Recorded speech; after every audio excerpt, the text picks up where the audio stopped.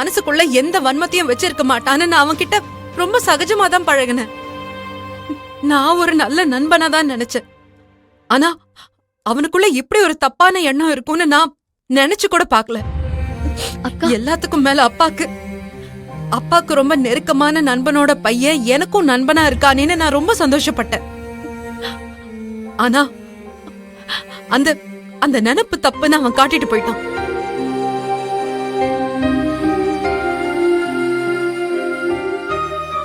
வீட்ல இருக்கிற எல்லார்கிட்டயும் மத்தவங்க கிட்ட பார்த்து பழகணும், ஜாக்கிரதையா இருக்கணும்னு நான் சொல்லிட்டு இருப்பேன். ஆனா இப்போ நானே ஒருத்தனை நல்லவன் நம்பி ஏமாந்துட்டேன் பாரு. நம்ம எதிரில நிக்கிறவன் மட்டும் நமக்கு ஆபத்தானவன் இல்ல, ரொம்ப ஆபத்தானவன் நம்ம பக்கத்துல தான் இருப்பான்னு புரிய வச்சுட்டான். எல்லாமே ஏன் தப்புதான். அவனை நம்பி இருக்கவே கூடாது. ஊர்ல என்கிட்ட காதல சொன்னதுக்கு அப்புறமும் அவன் நல்ல நண்பனா இருப்பான்னு நினைச்சது என்னோட தப்பு. ஏய் கயல், இங்க பாரு. நடந்த எதுக்குமே நீ காரணம் இல்ல. இதுல உன் தப்பு எதுவுமே கிடையாது.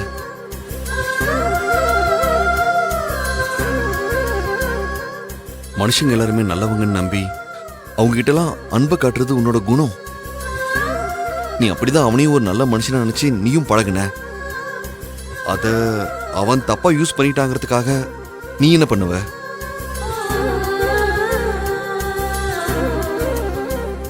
ஒருத்தவங்களை ஏமாத்துறது தப்பே தவிர ஏமாறது தப்பே இல்ல. அது எதிர்பாராம நடந்த ஒண்ணு. நல்லவங்க யாரு கெட்டவங்க யாருன்னு நம்மால ஒரு நாள்ல பார்த்து யாரையும் புரிஞ்சிக்க முடியாது. எல்லார பத்தின உண்மையான முகத்தை தெரிஞ்சுக்கிறதுக்கு கடவுள் ஒரு நாள் கொடுப்பாரு. அந்த நாள் தான் இது. இப்போ உனக்கு அவனை பத்தி தெரிஞ்சிருச்சுல்ல, அது வரைக்கும் நல்லதுன்னு நினைச்சு விட்டுரு. அதையே யோசிச்சு மனசை போட்டு குழப்பிக்காத.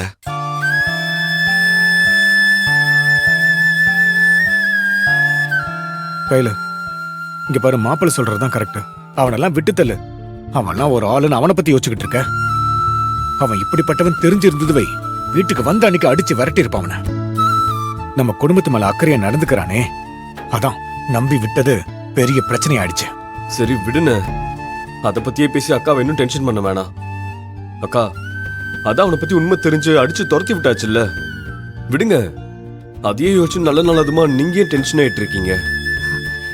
என்னால கொஞ்சம் கூட ஏத்துக்கவே முடியல. அவன் இப்படி ஒரு கேவலமான எண்ணத்தோட நம்ம வீட்டுக்குள்ள வந்து இத்தனை நாளா நம்ம கூட எல்லாம் பழகி இருக்கான் பாத்தியா. இப்படிப்பட்ட ஒருத்தனை வெறும் கையால இல்ல, செருப்பால அடிச்சிருந்தா கூட என் மனசு ஆறி இருக்காது.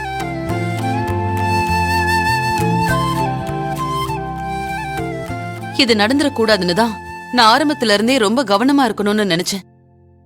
எங்க அந்த பையனால உனக்கும் எழில் மாப்பிள்ளைக்கும் நடுவில் ஏதாவது பிரச்சனை வந்துருமோன்னு பயந்துகிட்டே இருந்தேன். குடும்பத்துக்கு சம்மந்தம் இல்லாத ஒரு பையன் அடிக்கடி இந்த வீட்டுக்கு வந்து ரொம்ப உரிமையா எல்லார் கூடயும் பழகிறது, இதெல்லாம் சரிப்பட்டு வராதுன்னு தான் அந்த பையனை கூப்பிட்டே நான் சொன்னேன். ஆனா அந்த பையன் கேட்கவே இல்ல. இது ஏமா முன்னாடியே சொல்ல, நீங்க அவனுக்கு எப்படி சொல்லி புரிய வைக்கணும்னு நான் சொல்லியிருப்பேனே. இந்த அளவுக்கு பிரச்சனையை நான் வளர விட்டுருக்க மாட்டேன். ஏற்கனவே வீட்டுல இருக்கிற பிரச்சனையில இது வேற ஒரு பிரச்சனையே ஆக வேண்டான்னு தான் நான் சொல்லல. என்னமா நீ? ஆனா கல்யாணம் ஆன பொண்ணுன்னு தெரிஞ்சும் எப்படி இந்த மாதிரி காதலிக்கிறேன்னு சொல்ல முடியும்? ச்சே, ரொம்ப தப்பா இருக்கு. இப்படிப்பட்டவங்க எல்லாம் இருப்பாங்கன்னு நான் கொஞ்சம் கூட நினைக்கல. அவன் பண்ண இந்த காரியத்துக்கு கடவுள்னு ஒருத்தர் இருந்தாருன்னா நிச்சயமா அவனுக்கு தண்டனை கொடுப்பாரு. சரி விடு, இப்பதான் அவனை பத்தின சுயரூபம் தெரிஞ்சிருச்சுல்ல. நீயே அவனோட எண்ணத்துக்கு ஒரு முற்றுப்புள்ளி வச்சிட்டல்ல, அப்புறம் என்ன?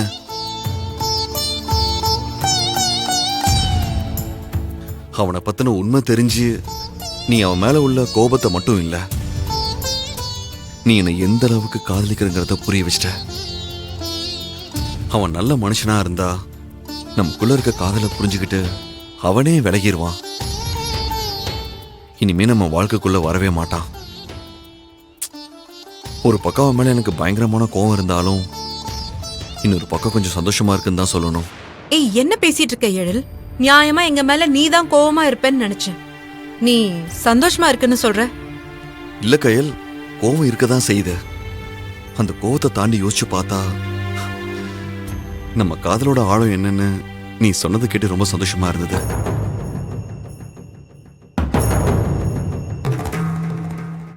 ஏய், என்ன பேசிட்டு இருக்க எழில்? நியாயமா எங்க மேல நீதான் கோவமா இருப்பேன்னு நினைச்சேன். நீ சந்தோஷமா இருக்குன்னு சொல்ற?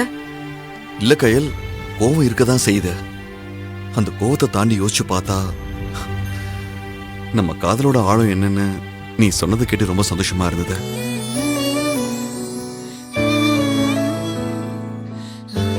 நான் உன் வாழ்க்கையில எவ்வளவு முக்கியமானவன்னு நீ உன் வாயால சொன்னதை கேட்டதுக்கு அப்புறம் ரொம்ப சந்தோஷமா இருந்தது. என் கையில என்ன காதலிக்கிறான்னு தெரியும். ஆனா எந்த அளவுக்கு என் கையில என்ன காதலிக்கிறா, என் மேல எவ்வளவு அன்போடு இருக்காங்கிறத இன்னைக்கு நீ அவங்ககிட்ட பேசுறதுக்கு அப்புறம் தான் புரிஞ்சுக்கிட்டேன்.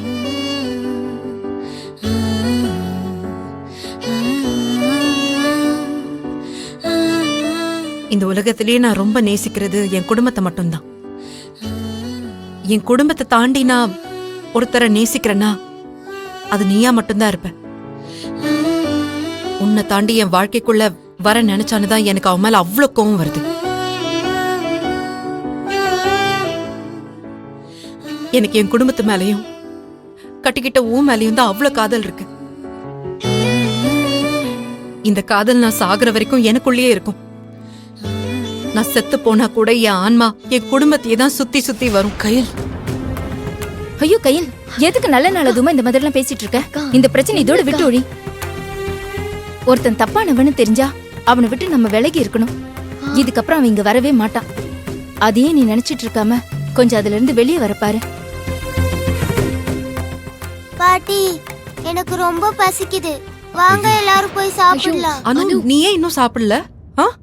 ஆமா கயல், அனு மட்டும் இல்ல, வீட்ல இருக்கிற யாருமே இன்னும் சாப்பிடல.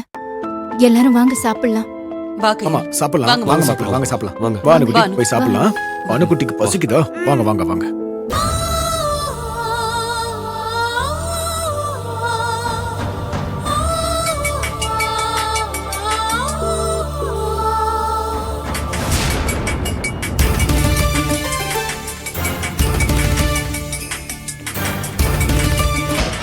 இவ எதுக்காக ஃபோன் பண்றா?